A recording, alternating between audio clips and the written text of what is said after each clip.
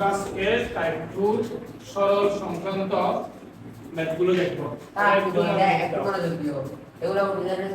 আমাদের এর আগের ক্লাসে বর্গ সংক্রান্ত ম্যাথ দেখেছিলাম, এখন সরল সংক্রান্ত ম্যাথ দেখব। ঠিক আছে, আমরা এই সূত্রটা কিন্তু একদম প্রথম ক্লাসে জেনেছিলাম যে a + b² = a² + 12b + b²। মানে সরলের বেসিকটাকে আমরা একটু জেনে নিব। এর আগের ম্যাথগুলোতে আমরা এদিক থেকে এদিকে গিয়েছিলাম না, মনে আছে?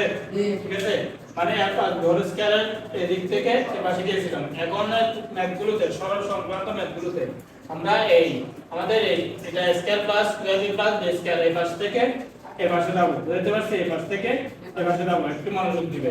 তাহলে আমরা কি এটা আমাদের বাম পক্ষ, এটা আমাদের ডান পক্ষ। ঠিক আছে, আমরা যদি এরকম চিন্তা করি তাহলে আমরা তো এখন ডান পক্ষ থেকে বাম পক্ষে যাব সরল সংক্রান্ত ম্যাথগুলোর ক্ষেত্রে। দেখো, আমরা এখানে 5x + 7y + 3z এই ম্যাথটা হচ্ছে যে উদাহরণ 5 তোমাদের বইয়ে সুন্দরভাবে আমরা এখন সমাধান করব। এই ভিতরের পুরোটাকে একটু মনোযোগ দিবে। a স্কয়ারটা ছাড়া এই ভিতরে তিনটা পদ আছে না, এই তিনটা পদকে তোমরা মনে মনে চিন্তা করো।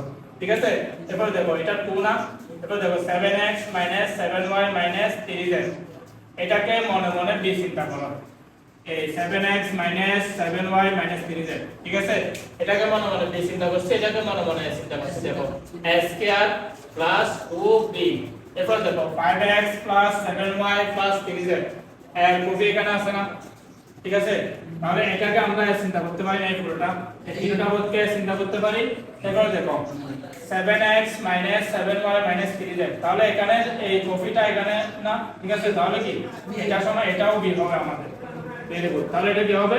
b হবে। এখন দেখো এটা কোন সূত্র বলতেছে, দেখো a² না + 2 সূত্রে 2 b a প্লাস এখানে কি হবে? এখানে একটা প্লাস আছে, এটা আমাদের মিস্টেক ছিল, এখানে প্লাস e b² কি এখানে আমাদের কাহিনী জাস্ট b টা আগে দিয়ে দিয়েছে, a টা পরে দিয়ে দিয়েছে। এখানে চাইলে তোমরা কি a টাকে আগে নিয়ে আসতে পারবে, b টাকে পরে নিয়ে যেতে পারবে।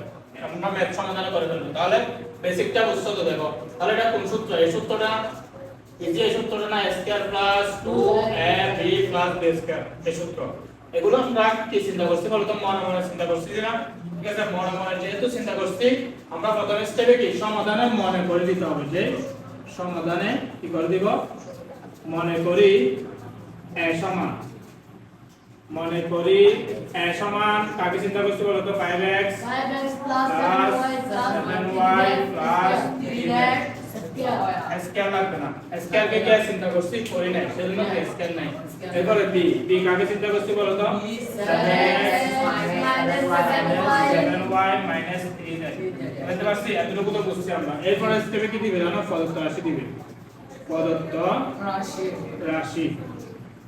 তোমরা এখানে কি করবে? প্রশ্ন যেরকম আছে এরকম এখানে বহু তুলবে, আমি তুলতেছি না, তোমরা তুলবে। ঠিক আছে, এখানে তোলার পর তবু আমি তুলে দিচ্ছি। দেখো 5x একটু ছোট করে তুলে দিচ্ছি, 5x + 7y + 3z whole square না, এরপর হচ্ছে plus 2 * 7x - 7y - 3z * 5x + 7y, এরপর হচ্ছে কি প্লাস 3z, এরপর হচ্ছে কি 7x প্লাস, এরপর কি হবে? এখানে প্লাস, হ্যাঁ প্রশ্নের জিনিসটা তুলতেছি, 7x মাইনাস কি 7y plus 7y minus 3z, ঠিক আছে, 3z হোল স্কয়ার।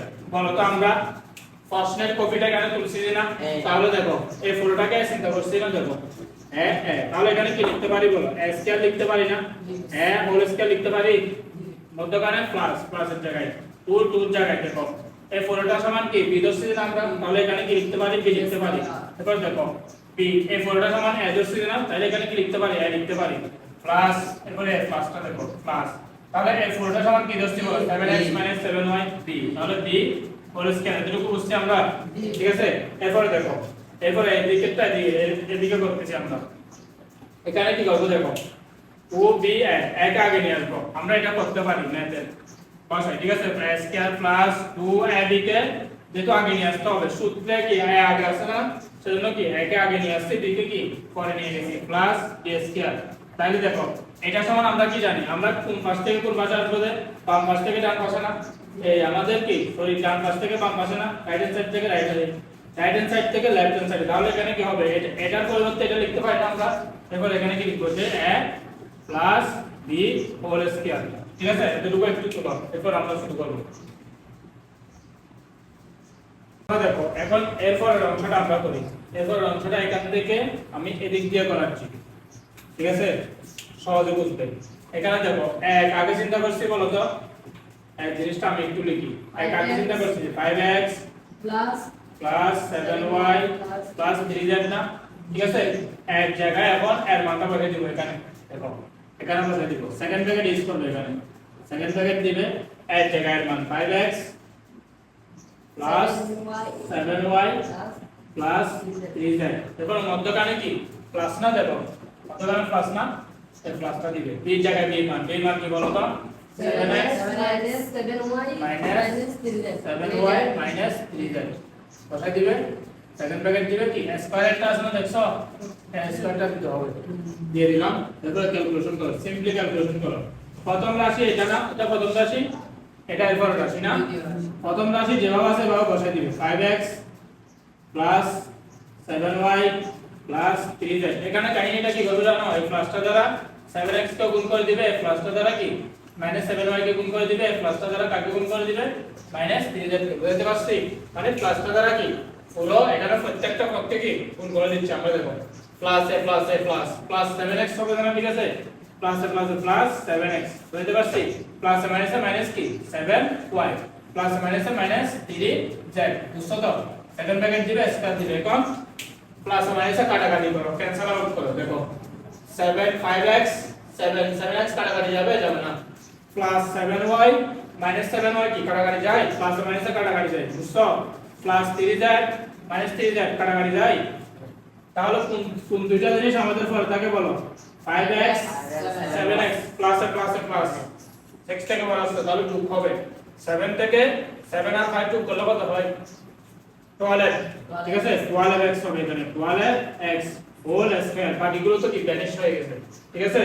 12 কে এখানে স্কয়ার করো, 12 কে যদি স্কয়ার করো ক্যালকুলেটর নিয়ে আসবে, কত হয় 12 গুণ 12 করতে হবে, 12 গুণ কত, আমি একটু ক্যালকুলেটর ক্যালকুলেশন করি। 12 গুণ 100 কত 44, 144। x কে স্কয়ার করলে কত, x স্কয়ার না, তাহলে 144 x স্কয়ার। এটা হচ্ছে এই মেথড আনসার। সবগুলো 100% বুঝতে পারছো?